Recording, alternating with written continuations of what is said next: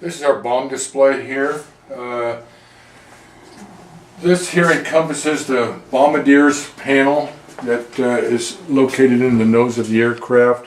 Below that is the intervalometer bomb release. That's what would time the bombs, how far apart, if they wanted them all dropped at once or not.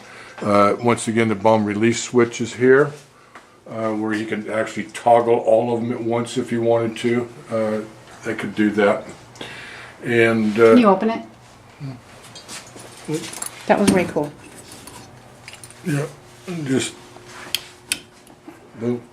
pull the switch and bombs away. That's a safety guard for it. This is a simulated bomb rack as used in most bombers, 25s, 24s, 17s, all very, very similar. It incorporated an A4 box. It also had an A2 cylinder that would sit on the outside of the bomb rack here. Obviously this is work in progress. Basically the way that it worked is that the Bombardier would select what rack he wanted, depending upon where the bombs were loaded. After he did that, he would set his timer, how many spaces he wanted between each bomb, if he wanted them all at once, if he wanted one at a time, whatever he wanted to, then he could select what he wanted there. And then once the bombs were ready to be released, he'd hit the bomb release switch. They also had a bomb release switch on the northern bomb site that he could also use. Basically the way that these worked was that a signal would go from this box to this little box here. The signal would go to the solenoid, which is mounted here on the bomb rack. Once that signal hit this A4 box, this is a mechanical electrical box that had these little arms, these really heavy duty arms on here that were spring activated. When a bomb loader would load the bombs, he would load them with these bomb shackles on. Then they would load them onto the aircraft, as you see here with the bomb shackle on the bomb hooks.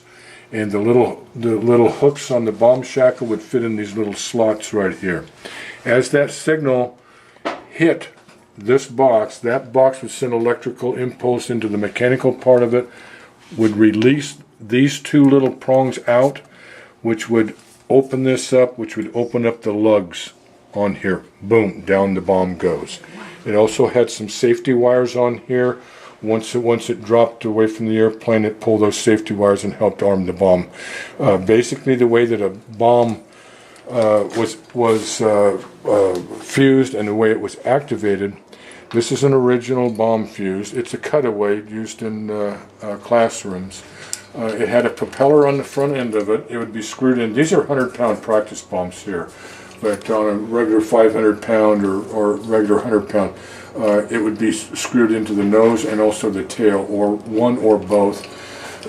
Basically, the way it worked was that the Bombardier would go back shortly after takeoff and pull the pin, which would now activate this bomb if it was dropped out of the bomb bay.